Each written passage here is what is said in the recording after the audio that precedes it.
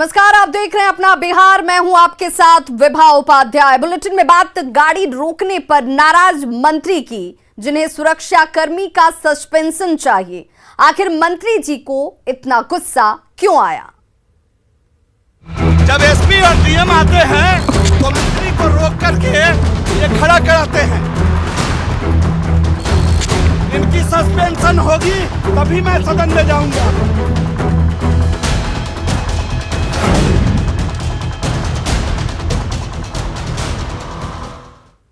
तो विधानसभा कैंपस में 2 दिन पहले जहां आरजेडी और बीजेपी के विधायक के बीच बदसलूकी की खबर सामने आई थी, वहीं आज बिहार सरकार के श्रम संसाधन मंत्री के साथ हुई घटना पर जमकर हंगामा मच गया।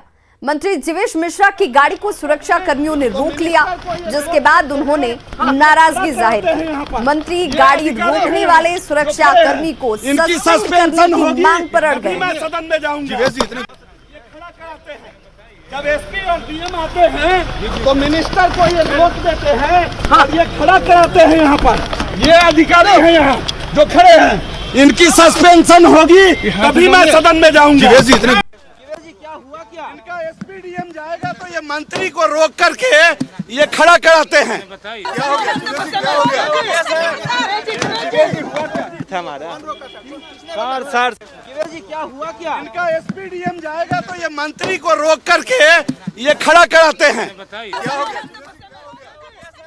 तो रोके जाने से नाराज मंत्री ने क्या कुछ कहा, जरा आप एक बार फिर से सुनिए।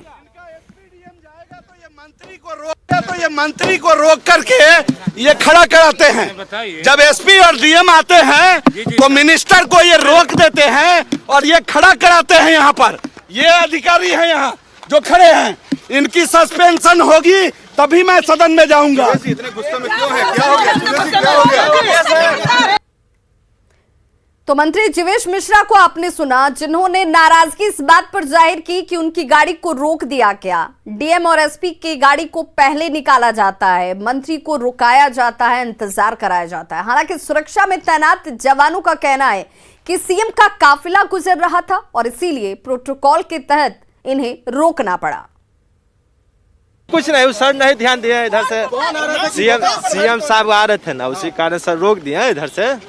अब कोई बात नहीं है सर। तो बोले कि एसपी और साथ में थे सर, तो जैसे प्रोटोकॉल सर रहता है, सीएम साहब के साथ गाड़ी चलती है सर, तो साथ में थे सर, रोक दिए सर।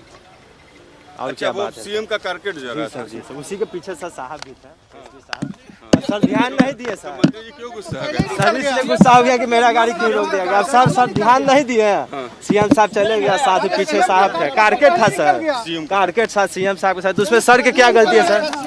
अब सर अफसर हो तो थोड़ा सर तो देखेंगे ना, साथ में सीएम साहब का कारकेट जा रहा सर। सीएम साहब का कारकेट तो पहले ही जा चुका है। साथ ही था सर, पीछे सर। नहीं हम तो देखे 2 मिनट पहले। अब सर तो ही, अब सर उसी कारण सर रोके हम। अब आप क्या बोल सकते हैं हम लोग सर? तो मंत्री को रोके जाने का मुद्दा सदन में भी उठा। सदन में भी मंत्री जीवेश मिश्रा ने इस मुद्दे को उठाया और इस दौरान विपक्षी सदस्यों का भी मंत्री को साथ मिला। हालांकि मंत्री की नाराजगी पर मंत्री विजय चौधरी ने कार्रवाई का आश्वासन दिया। मैं आपके समक्ष इसको लाना चाहता हूं। आज मैं हाउस में 5 मिनट विलंब से इसलिए पहुंचा कि विधानसभा परिसर के अंदर हमारी गाड़ी को रोक दी गई। एसपी और डीएम की गाड़ी आ रही थी और वो भी उस गेट से आती है जिस गेट से सीएम इस परिसर में आते हैं। उस गेट से एसपी डीएम की गाड़ी आ रही थी।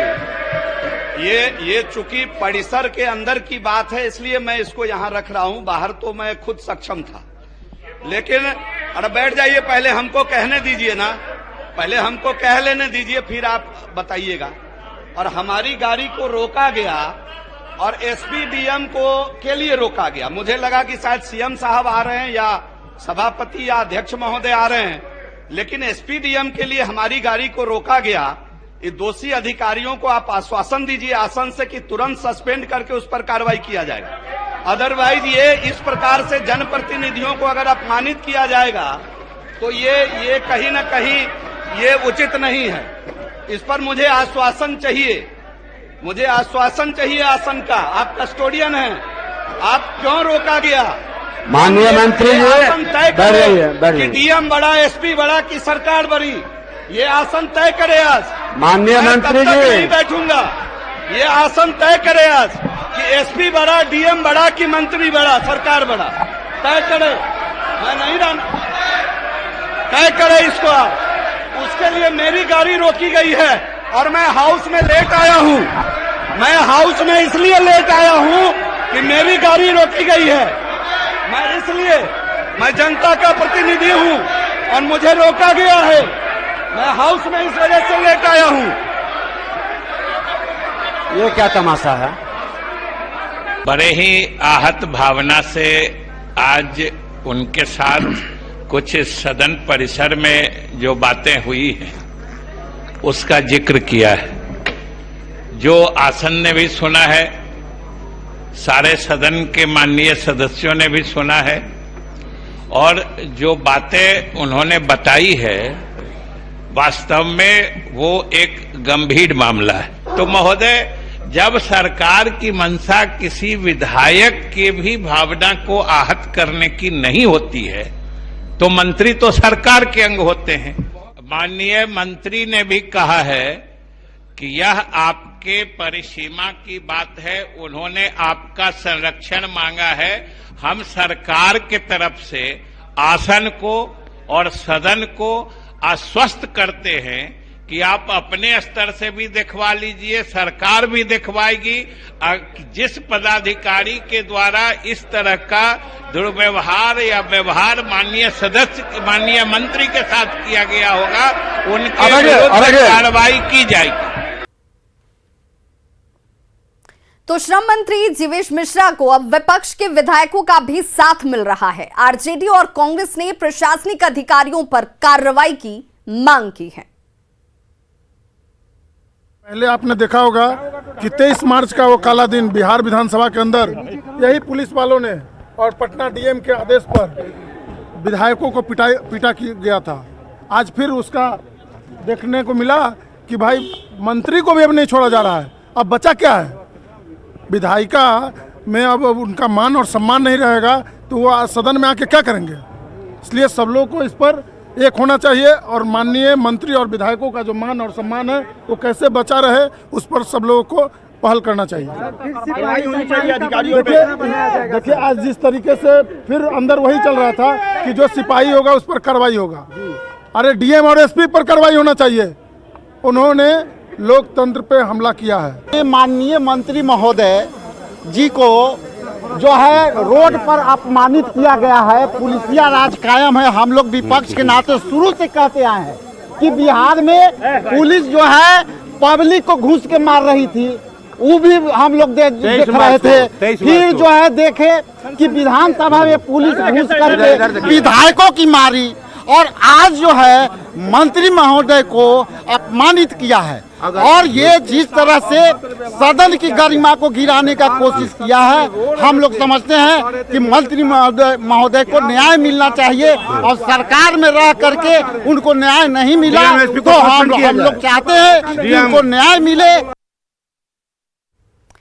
तो बिहार विधानमंडल की कार्यवाही शुरू होने के पहले आज भी कांग्रेस के नेताओं ने हाथों में पोस्टर लेकर प्रदर्शन किया। कांग्रेस नेता धान क्रय के लिए एमएसपी लागू करने की मांग कर रहे थे। उन्होंने राज्य में खाद की कमी का भी मुद्दा सदन में उठाया। देखते हैं संवाददाता रवि एस नारायण की रिपोर्ट। आज एक बार फिर विधानसभा की कार्रवाई शुरू होने से पहले तमाम कांग्रेस के जो नेता हैं वो यहाँ पे प्रदर्शन कर रहे हैं और यहाँ पे आज जो मांगे हैं लोगों की, उन्होंने रखा है कि जो एमएसपी है उसे कानूनी दर्जा दिया जाए। धान के क्रय में जो एमएसपी तय करने की बात कही गई है, क्योंकि धान की खरीद जो है वो भी हो रही है और इसे लेकर के लगातार जो है आवाज उठाई जा रही है कि तमाम जो किसान को लेकर के जो है वो यहाँ पे दिखाई पड़नी चाहिए लोगों के। और यहाँ पे क्या मांगे आज आप लोगों की? आप देख रहे हैं काला बाजारी खाद में, बीज में, कोई किसानों को कुछ नहीं मिल रहा है। एमएसपी का रेट फिक्स नहीं है, डीएपी नहीं मिल रहा है, सब गलत तरीके की चीज मिल रहा है, काला बाजारी हो रही है। सरकार चुपचाप तमाशा देख रही है। जो किसान आपके अन्नदाता है उनके बारे में कुछ नहीं सोचते, उसका हम लोग विरोध कर रहे हैं। किसानों को खाद बीज उपलब्ध कराइए, काला बाजारी बंद करिए। हम लोग किसानों के हित के लिए आवाज उठाएंगे। देखिए, आज का मुद्दा ये है कि किसान त्रस्त है, सरकार मस्त है। यूरिया नहीं, डीएपी नहीं, रबी फसल एकदम सर पर, कहाँ से लाएगी इसकी? ये सीधी मांग है कि यहाँ पे जो धान क्रय है उसमें एमएसपी जो है उसका कानूनी दर्जा मिले ताकि किसानों को मदद मिल सके। कैमरा पर्सन मनीष जुनेजा के साथ रवि एस नारायण, न्यूज़ 18 पटना। तो विधानमंडल के बाहर आज लेफ्ट के विधायकों ने भी जमकर प्रदर्शन किया। मनरेगा में कृषि को शामिल करने की मांग और विश्वविद्यालय में चल रहे भ्रष्टाचार पर सरकार को घेरते हुए ये नजर आए। विधायकों ने सरकार से कार्रवाई की मांग की है। आज हम लोगों ने कृषि और भूमि सुधार पर कार्यदर्शन दिया है। हम मांग करते हैं कि भूमि सुधार एक्ट लागू करना चाहिए और एपीएमसी एक्ट जो 2006 में ही नीतीश कुमार जी ने वापस ले लिया है उसे बहाल करें, क्योंकि केंद्र सरकार ने जब तीनों कृषि कानून वापस ले लिया और मंडी व्यवस्था की व्यवस्था बहाल हो गई, तो बिहार में भी मंडी व्यवस्था बहाल करनी होगी और एपीएमसी एक्ट लागू करना होगा।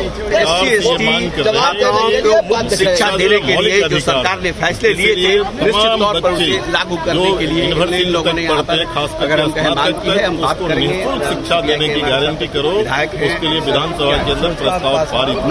आज हम लोगों का विधानसभा के अंदर सरकार से इस सवाल को पूछा जाएगा, इस सवाल को उठाया जाएगा कि विश्वविद्यालयों के अंदर बड़े पैमाने पर जो घोटाले हुए हैं इसकी जांच आप कराएंगे और जो दोषी विश्वविद्यालय के वीसी हैं उन पर आप कार्रवाई करेंगे या नहीं करेंगे। और अब बात उस मुलाकात की जिसमें पक्ष और विपक्ष के सुर एक हैं।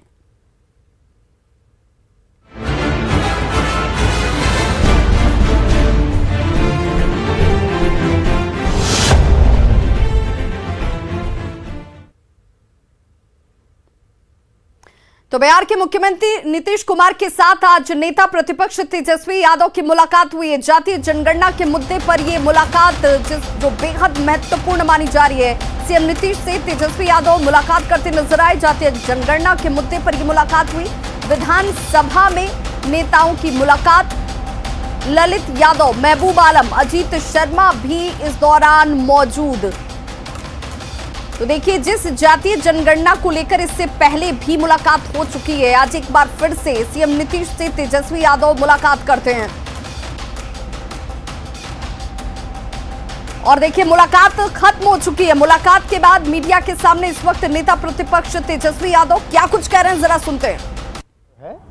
पूरी तरीके से क्लैरिटी जो है आप लोगों को मिल जाएगी, लेकिन हमें खुशी है कि लालू जी जो सड़क पर बिहार बंद जिन्होंने किया था कई वर्षों पहले और लगातार हमारे सभी दलों के साथी, चाहे कांग्रेस हो, सीपीआई हो, सीपीएम हो, माले के लोग हों या और विपक्ष के दल हमारे जो साथी हैं, सब लोगों का भरपूर सहयोग जो है और मजबूती के साथ जो है इन बातों को, चाहे सदन के बाहर हो, सदन के अंदर हो, एकजुटता के साथ जो सरकार पे दबाव बनाने का काम किया, इसके लिए हम सभी अपने सहयोगी दलों को भी धन्यवाद देते हैं कि हम सब लोगों ने जो काम किया है बिहार के हित में किया है। और इससे आप जानते हैं कि 51 जो नीति आयोग का जो रिपोर्ट आया है, 51% तकरीबन 52% के आसपास जो है गरीबी है।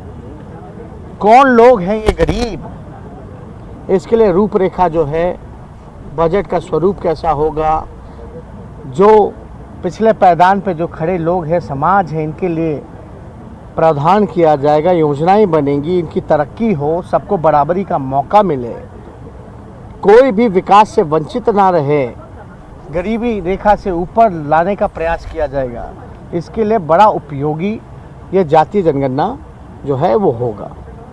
आप सब लोग जान रहे हैं कि SC/ST का तो होता ही है, धर्म के आधार पर भी गिनती होती है, कौन कितना माइनॉरिटी है, कौन कितना मेजॉरिटी में है, रिलीजन के आधार पे होती है, से ऊपर लाने का प्रयास किया जाएगा। इसके लिए बड़ा उपयोगी ये जातीय जनगणना जो है वो होगा। आप सब लोग जान रहे हैं कि SC/ST का तो होता ही है, धर्म के आधार पर भी गिनती होती है, कौन कितना माइनॉरिटी है, कौन कितना मेजॉरिटी में है, रिलीजन के आधार। तो आप तेजस्वी यादव को सुन रहे थे, जिन्होंने कहा कि बेहद महत्वपूर्ण है जातीय जनगणना का होना और उसके पीछे की वजह भी उन्होंने मीडिया के सामने रखी। मुलाकात खत्म हो चुकी है। लालू प्रसाद एम्स से डिस्चार्ज हो चुके हैं। एक बड़ी खबर इस वक्त सामने आ रही है जिसमें लालू प्रसाद एम्स से डिस्चार्ज हो गए। बेटी मीसा भारती के घर वो इस वक्त पहुंचे हुए हैं। अभी दिल्ली में ही लालू प्रसाद रहेंगे। तबियत खराब होने पर शुक्रवार को उन्हें एम्स में भर्ती कराया गया था, लेकिन बड़ी खबर और राहत की खबर ये कि लालू प्रसाद की सेहत ठीक है, वो डिस्चार्ज हो चुके हैं। बेटी मीसा भारती के घर पर वो पहुंचे हुए हैं और अभी इस वक्त वो दिल्ली में ही बेटी के आवास पर रहेंगे।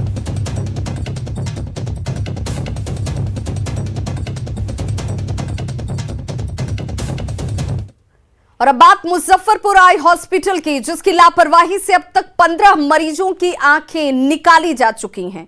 आज भी 3 लोगों के आंखों का ऑपरेशन कर उसे निकाला जाएगा। फिलहाल आई हॉस्पिटल के देखिए मेन गेट को बंद कर दिया गया है, जिससे यहां पर पहुंच रहे मरीज और उनके परिजन बेहद परेशान है। एक नोटिस यहां चिपका दी गई है कि यहां पर इस वक्त इस अस्पताल में लोग न पहुंचे।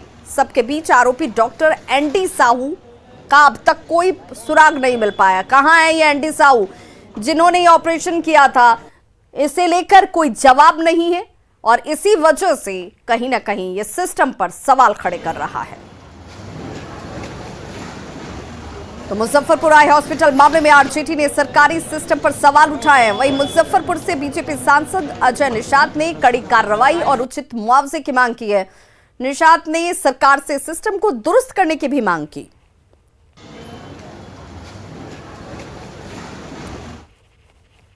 जब तक नीतीश जी ये तय नहीं करेंगे कि उनके लिए गवर्नेंस के मायने क्या है, तब तक क्या होगा ना कि बयान देते रहेंगे और उन बयानों का जिनकी रोशनी चली गई ना, उनको क्या बयान दीजिएगा कि ये व्यवस्था दी है हमने स्वास्थ्य की।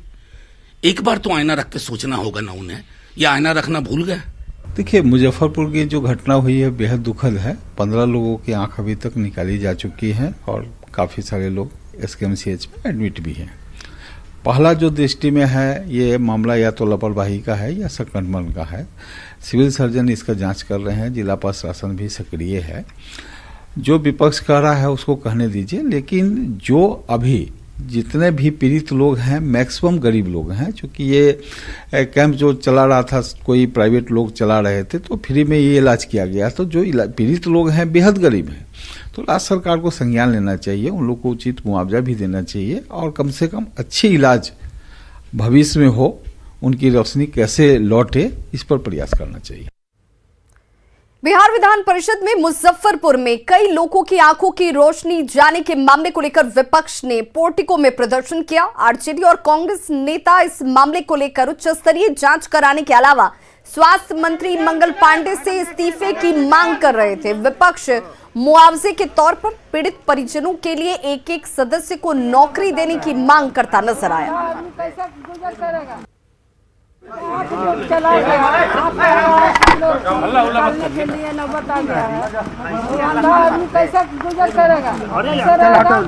सरकार से हमारा यही मांग है कि मुआवजा मिलना चाहिए और जो आदमी ऐसा किया है, ऑपरेशन गलत किया है, तो उस पर कार्रवाई होना चाहिए। 65 गरीब, निर्धन, अल्पसंख्यक और वंचित वर्ग के लोग जो असहाय हैं, जो अपने आंखों के ऑपरेशन के लिए, मोतियाबिंद के इलाज के लिए दिल्ली नहीं जा सकते हैं, वो झोला छाप डॉक्टरों के चक्कर में पड़ गए, उनकी आंखों की रोशनी ले ली गई है। ये बड़ा क्राइम हुआ है। इससे उनके परिवार एक एक व्यक्ति को सरकारी नौकरी और उचित मुआवजा सरकार दे।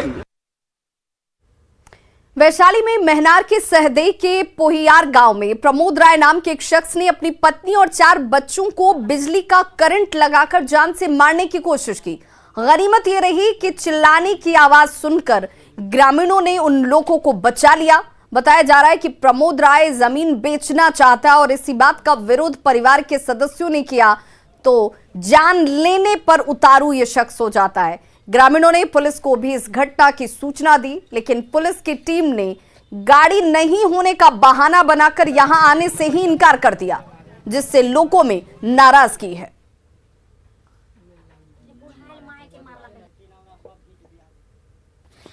पापा खाना खा रहा था, मम्मी को बोला खाना खाने के लिए, नहीं खाया, इसके लिए मारने लगा, करंट लगाने लगा। अच्छा, करंट लगा रहे थे। हाँ। अभी आपके पापा हैं कहाँ?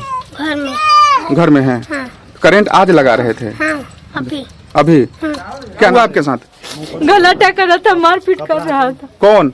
हमारा पति है। सो क्या सुनने में आया कि करंट भी लगा रहा था? हाँ, करंट चारों बच्चे को लगा रहा था, हमारा भी लगा रहा था। यही बच्चा है तीनों। तो बच्चे कैसे आप लोग? वो तो अच्छी लाया, आदमी लोग गया है तो बचाया। क्या नाम हुआ पति का? प्रमोद राय। आपका क्या नाम हुआ? सुष्मिता देवी। कौन सा गाँव है? पहियार बुजुर्ग। तो खबरों का सिलसिला लगातार जारी है, आप देखते रहिए न्यूज़ 18 बिहार झारखंड।